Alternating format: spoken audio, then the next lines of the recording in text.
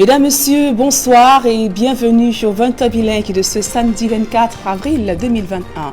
From Armstrong Sanda, good evening. Bonsoir Nadine Ambo. Good evening, ladies and gentlemen. Thanks for joining us on the 8 p.m. bilingual edition of Information on Equinox Television. We are live from our economic capital city, Equinox Central News Desk. In our top stories, the management of funds lent Cameroon by the International Monetary Fund to fight COVID-19 has come in under international scrutiny.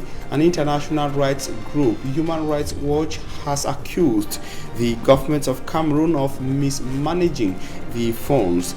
Its fingers are pointing at top government officials and ministers in Cameroon. Meantime, on Human Interests page, panic gripped traders at the Kumba main market in the Memet division of the southwest region of Cameroon following the explosion of an improvised electronic or explosive device. Frightened traders at the Kumba main market went running in all directions, and total calm is yet to return to that part of Kumba 1 subdivision. À la une de ce journal, les pressions de Human Rights Watch sur le gouvernement camerounais. L'ONG internationale dénonce une mauvaise gestion des fonds destinés à la lutte contre la pandémie de coronavirus au Cameroun. L'ONG appelle le gouvernement à présenter les justificatifs du déblocage des fonds, les premiers fonds reçus jusqu'à la réception des vaccins. Voilà pour le sommaire.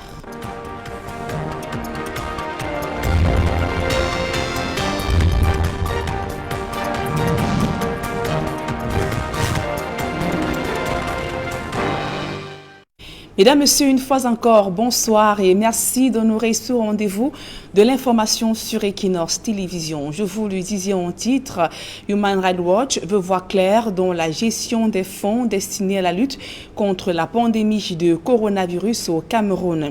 L'organisation internationale demande au gouvernement camerounais d'apporter les justificatifs détaillés depuis les premiers fonds perçus jusqu'à la réception des premières doses de vaccins au Cameroun.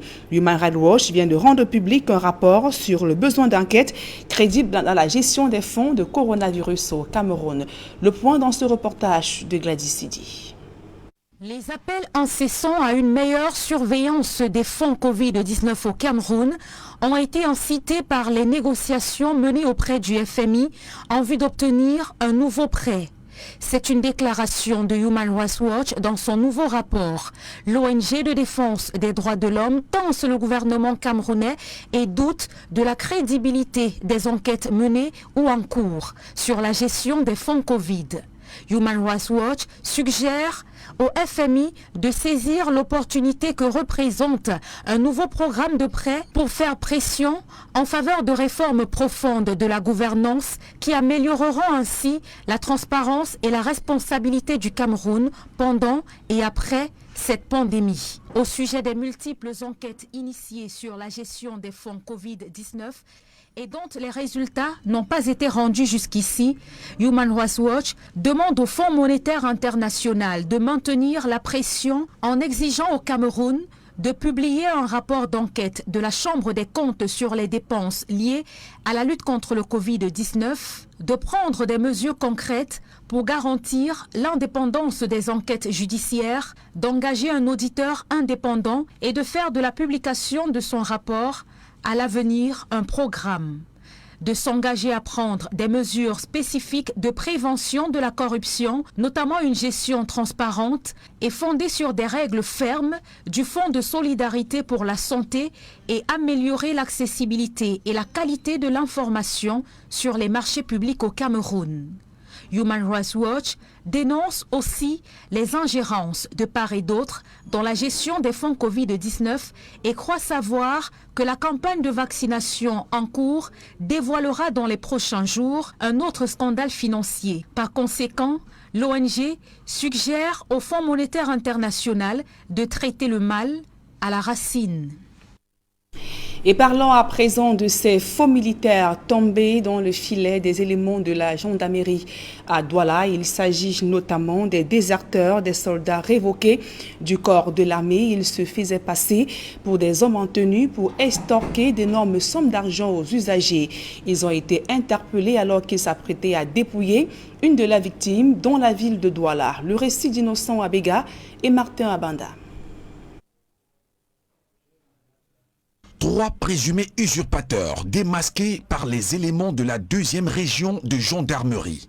Nous avons été saisis par un informateur anonyme qui nous signale la présence d'un groupe constitué de quelques militaires à l'intérieur de la 2e région militaire interarmée à Douala.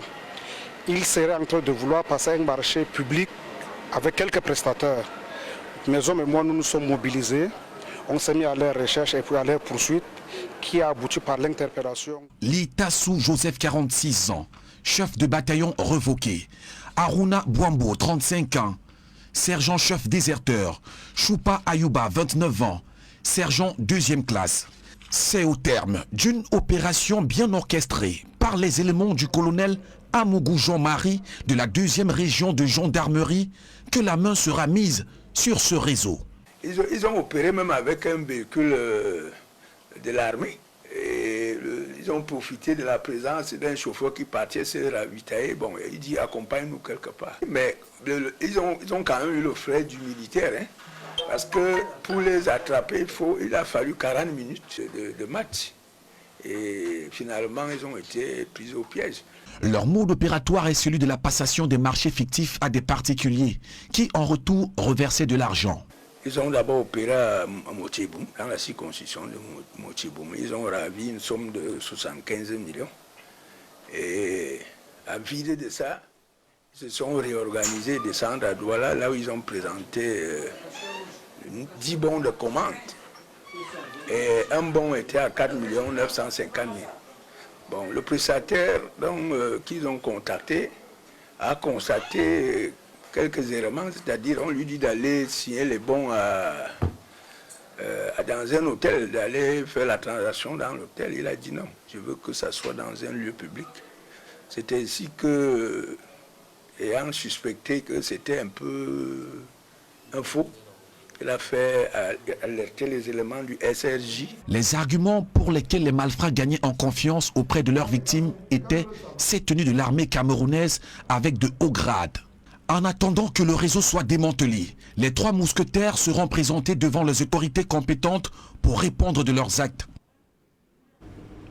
Et dans le chaudron de la crise anglophone en vigueur depuis le 8 septembre 2020, l'opération Bamenda Clean n'a pas encore réussi totalement à faire revenir la paix dans la région du Nord-Ouest, mais les forces de défense et de sécurité parviennent à mettre en déroute des éléments appartenant aux groupes armés dans la région du Nord-Ouest Cameroun, ces groupes armés qui sèment la terreur. Le point dans ce reportage de Xavier Foka. 7 mois déjà que cette opération est en cours dans différentes localités du Nord-Ouest, où des bandes armées sèment la terreur au sein des populations avec des attaques sporadiques au cours desquelles elles pillent et extorquent des citoyens.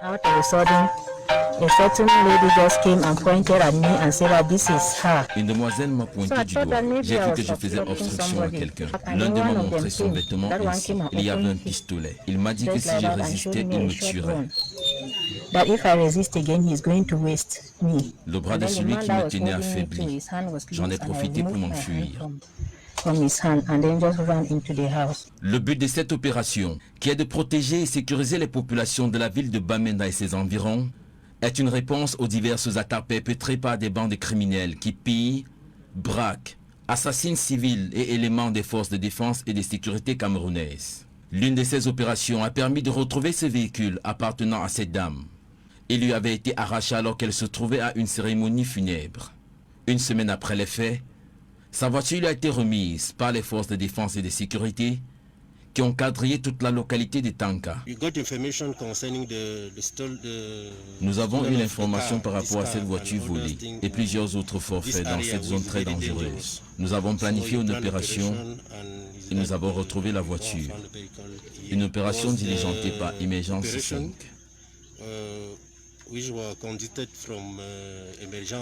Pour le plein succès de l'opération Bamenda Clean, les populations sont appelées à plus de collaboration.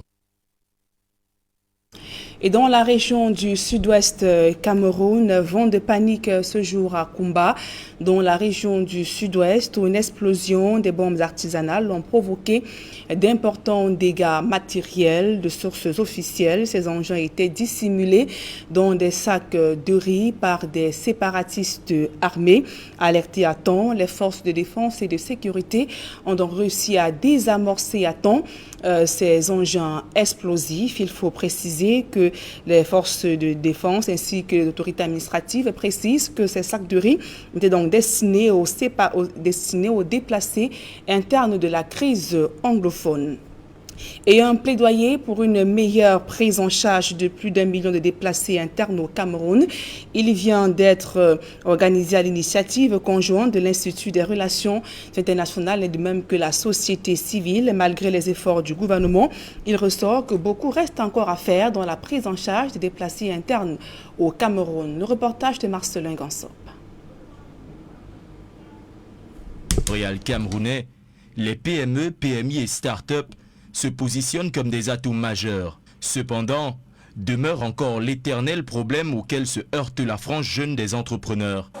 Je pense que en témoigne le thème d'aujourd'hui. La difficulté principale pour les jeunes, c'est l'accès aux moyens financiers qui sont évidemment un catalyseur pour investir, pour entreprendre. Une problématique au cœur des échanges du Forum des jeunes entrepreneurs engagés qui a mobilisé des jeunes de divers horizons désireux de se former sur les techniques de financement participatif. La question du financement se veut beaucoup brandie par les jeunes Camerounais aujourd'hui. Et on croit qu'il est important non seulement de démystifier cette question-là, mais également de leur montrer qu'il est possible en fait de construire, non pas directement un empire, mais de construire une entreprise intéressante ou un projet. À l'heure du numérique, le crowdfunding se positionne comme la stratégie de financement participatif par excellence. Une technique fortement plébiscitée par les jeunes entrepreneurs. Il faut être là où ça se passe. C'est par là où commence d'abord le financement. On peut rencontrer de bonnes personnes, des personnes qui vous changent la vie, des personnes qui vous orientent dans ce que vous voulez faire. Et pour moi, c'est le premier gage du financement. Une sorte de financement de réseau axé sur la plateforme numérique à l'heure où le monde est de plus en plus tourné vers le digital. Nous avons parlé du financement participatif et justement les plateformes de financement participatif c'est essentiellement sur le digital. Donc tous les entrepreneurs de nos jours doivent faire des efforts pour maîtriser le digital parce que vous avez un projet, vous avez besoin de financement, par exemple un financement participatif comme nous avons dit, vous allez sur cette plateforme, vous mettez votre projet, votre business plan, votre stratégie et tout. Et puis vous allez trouver des personnes qui peuvent venir soutenir votre projet de divers endroits. Aujourd'hui, on a l'aide du numérique et les entrepreneurs de 2021 ont tout intérêt à maîtriser le numérique parce qu'ils ne peuvent pas fonctionner sans cet aspect-là désormais. Des défis numériques imposés au monde et encore plus aux jeunes entrepreneurs engagés à l'heure où la pandémie de Covid-19 a redistribué les cartes à l'échelle mondiale. Toutes nos excuses, vous venez donc là de suivre le reportage de Cédine Ding sur les difficultés des jeunes entrepreneurs qui peinent à avoir accès aux sources de financement au Cameroun. Il faut également préciser que plus de 90% des entreprises camerounaises créées en 2020 sont issues du secteur des PME.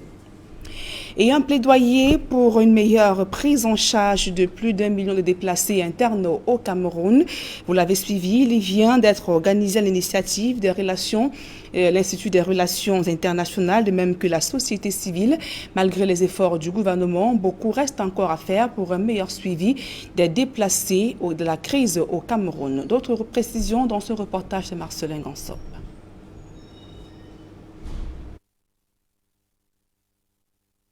Avec Boko Haram qui fait de la résistance, avec de temps en temps des incursions en territoire camerounais et la crise sécuritaire qui persiste dans le Nozo, le nombre de déplacés internes ne cesse de grossir et d'inquiéter la communauté nationale et internationale. Cette situation a causé le déplacement de plus d'1 million de personnes. Je pense qu'en fin février, la coordination humanitaire nous a partagé les chiffres de plus de 1 035 000 individus qui se sont déplacés et ces personnes sont en proie à différentes problèmes de protection. Voilà qui ne laisse pas un temps de répit au ACR et aux autorités camerounaises qui ont fort à faire pour assurer l'encadrement et la prise en charge sanitaire, alimentaire et sociale de ces déplacés internes. Nous avons les enfants qui ne sont plus à l'école, ils étaient obligés de mettre fin à leur éducation. Nous avons les problèmes de violence basés sur les gens qui se posent pour ces personnes. Nous avons également les difficultés pour ces personnes à pouvoir avoir les documents d'état civil. C'est des défis énormes qu'il faut relever, mais on doit le faire en coordination et en collaboration, en étroite collaboration avec le gouvernement, qui est le premier répondant pour la protection des citoyens sur son sol. C'est fort de ces défis et des manquements observés que l'IRIC et plusieurs organisations de la société civile, dont la Fondation pour la paix et la solidarité, ont organisé ce plaidoyer. Sachant aussi la crise qui est dans notre pays et voyant les personnes déplacées et les effets dans nos familles, nous avons décidé d'organiser cette plaidoyer pour pouvoir aussi entendre leur voix et voir comment contribuer à la protection et à l'assistance des personnes déplacées internes. Parce qu'il y a certains qui, vraiment, si vous allez sur le terrain, il y a des réalités que beaucoup ne savent pas. Et si on leur donne l'opportunité de donner leur histoire, on pourra mieux les comprendre et puis mieux les aider. À l'état actuel des difficultés que rencontrent les déplacés internes, aucune initiative n'est de trop, dès lors qu'elle peut permettre d'améliorer ce qui est fait jusqu'ici. C'est pour venir en appoint de ce que le gouvernement de la République fait déjà pour les personnes déplacées internes. Mais il est tout à fait important que notre institut également réfléchisse avec les acteurs tels que les organisations internationales, la société civile, par rapport à d'autres types de solutions qu'on peut proposer au gouvernement. Les enjeux sont d'autant plus importants pour le Cameroun qu'en plus des déplacés internes, le pays fait face à l'afflux de nouveaux réfugiés venus de la Centrafrique et désormais du Tchad voisin. Une véritable patate chaude entre les mains des autorités. Et cette note triste pour refermer cette première partie de ce journal. Le professeur Gervais Mendozé repose désormais pour l'éternité au village Otoakam, non loin de Son-Mélima. L'ex-directeur général de la CRTV, décédé le 9 avril dernier des suites de maladie, a été inhumé ce samedi. À présent, la deuxième partie de ce journal en langue anglaise avec vous, Fomi Armstrong-Sanda. Thanks, Nadine Yambo. Ladies and gentlemen, thanks for joining us in the second segment of information. Human Rights Watch says monuments for COVID-19 has been mismanaged in Cameroon. In its most recent report, the international rights group demands clarification on the IMF funds meant for the fight against the coronavirus in Cameroon and how it was spent. The rights group in its report points accusing fingers at some top government and key officials in the government of Cameroon. Immaculate Fogwe tells us more in the following report. The management of COVID-19 funds in Cameroon is under scrutiny following several accusations of misappropriation of the funds. A latest report published by Human Rights Watch says between March 29th and April 2021, the Secretary General at the Presidency, Ferdinand Gongo, writing on behalf of President Paul Biya, sent a series of letters with directives related to COVID-19 funding. In the letter, he instructed the State Auditing Agency to expedite its audit of COVID-19 spending. On April 6th, Ferdinand Gongo sent a copy of the report on COVID-19 spending prepared by an investigative body within the Supreme Court to the Ministry of Defense, demanding for judicial inquiry. 3 days later, an undated letter from Ferdinand Gongo was sent to the Prime Minister asking for a detailed account of funds related to the pandemic, which amounts to 180 billion CFA francs. In another letter dated April 8th, Ferdinand Gongo announced the establishment of a new task force to oversee future COVID-19 spending. Since the start of the pandemic, the government has approved 2 emergency loans to the country totaling 208 billion CFA francs. However, the government is yet to publish any detailed information that will enable meaningful public knowledge on its spending. They equally remained silent regarding government's use of the Health Solidarity Fund, which is meant to serve as a reserve for public health emergencies such as COVID-19. Health Minister Manauda Malachi said he is not guilty of any allegation levied against him by some members of the opposition party. He says his hands are clean. The inflated prices of COVID-19 supplies has equally been bashed by the public. A senior business and human rights researcher at Human Rights Watch, Sarah Sadu, says unless the audits and investigation are credible, the International Monetary Fund risks falling for check-the-box exercises. Immaculate Fogel reporting, and as the international observators and international rights groups and observers keep their eyes focused on how the funds meant for COVID-19 were managed in Cameroon, some members of civil society organizations, notably Actions for Development and Empowerment, alongside some key political actors and leaders, today met in the nation's political capital city, Yaoundé, to find ways on how to understand how the COVID-19 funds were exactly managed by key government officials in Cameroon. According to the actors who gathered in Yaoundé today, those who manage COVID-19 funds in Cameroon needs to be investigated upon the lapses witnessed on how the funds were managed. One of them spoke to our correspondent in Yaoundé in this following extract selected by Immaculate Fogwe. This meeting is to come together to bring civil society and different stakeholders to make sure that we come together first and enhance COVID-19 transparency and accountability in Cameroon, because this is a moment where we need to start asking questions. Accountability is all about asking questions about how the government has managed COVID-19 fund. Before proceeding, I would like to comment on the government on accelerating the audit, because that is already positive when we talk about accountability. And we are anxiously waiting for the result of this audit, because we've noticed that a lot of flow and gaps has been going on when we talk about managing of COVID-19. And for example, we know about the bag of rice. Till today, we don't know what happened to the 4,000 bag of rice that was offered by OCA. And also we know that we have a parliamentarian that also raised eyebrows about the contractors and stuff like that. So it is important that government really make sure that it clarifies its citizens, not only civil society organizations, its citizens, on how it manages these funds, if we're talking about accountability in Cameroon. When you say no, the fact that they even having the initiative of auditing this is something we need to congratulate, because imagine we have other African countries that are not even talking about audit, but in Cameroon, if we're already talking about audit and accelerating it, it's a positive and it's a baby step towards what we want. And after the result, we want to see in that, to make sure that all those that are implicated in embezzlement are really held to account, because they need to pay for it. Because we know that due to this COVID-19, a lot of people have lost their life. We have a lot of families that have lost jobs. So it is not a foul play. It's not a play when we talk about accountability. It's a moment and this crucial time where citizens need to start asking questions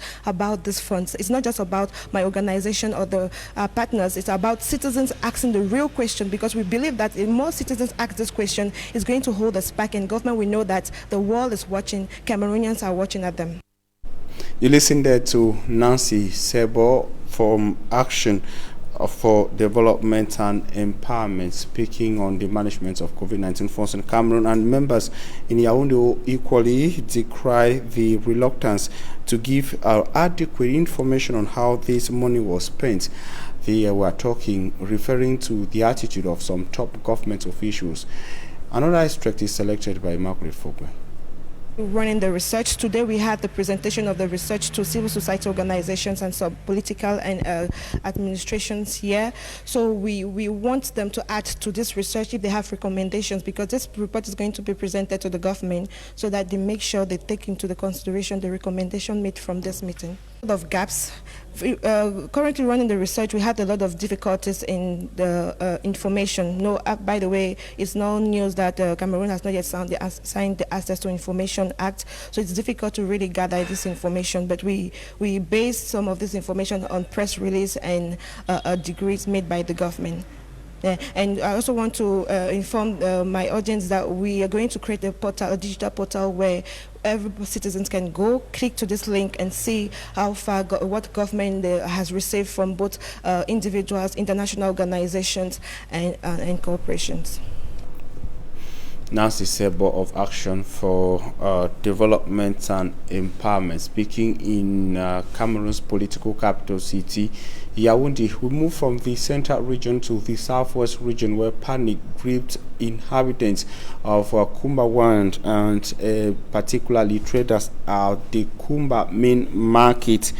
The enormous material damage is also said to have been recorded at the Kumba main market in the Kumba 1 subdivision following the explosion of an improvised explosive device. The loud explosion and the sound got the traders frightened and left them running from all directions of the Kumba main market. According to official sources, the explosive was planted by separatist fighters in a bag of rice. These bags of rice were to be distributed or were given by the World Food Programs, meant to be distributed to persons displaced by the armed conflict in the northwest and southwest regions of Cameroon. It was at the park area of the Kumba main market. At press time, no one could talk to the press at the scene of the incident, but the Joe for Kumba 1 subdivision we saw on the spot tried to explain what actually happened. Our correspondent in Kumba also noted that no one was wounded in the course of the incident. And speaking on the scene of the incident in Pidgin, the Joe for Kumba 1 subdivision explained that he got the information from his senior or divisional officer of the Meme division, Tundong Chamberlain, who indicated that an explosive was planted in one of the bag of rice at the Kumba main market. The Joe on the screen there for Kumba 1 subdivision, that is Joe Ali Enugu of Kumba 1, indicated that they were informed by the senior divisional officer for the Meme division of the explosive device planted in that bag of rice. They hurriedly moved to the scene, and thanks to the efforts of the forces of law and order, the people were asked to leave the scene of the incident, and they struggled to neutralize the explosive.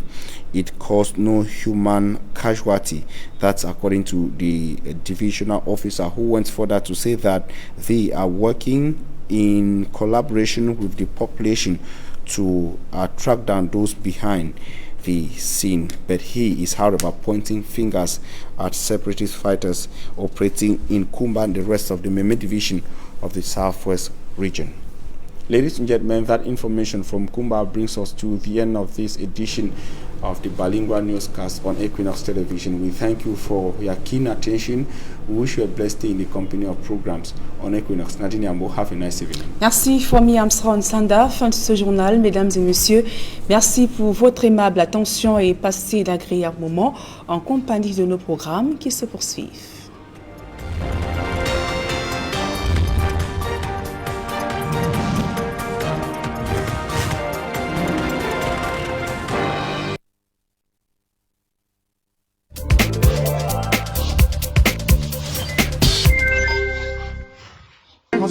Ça commence, pardon, dans mon glace, il fait chaud jusqu'à...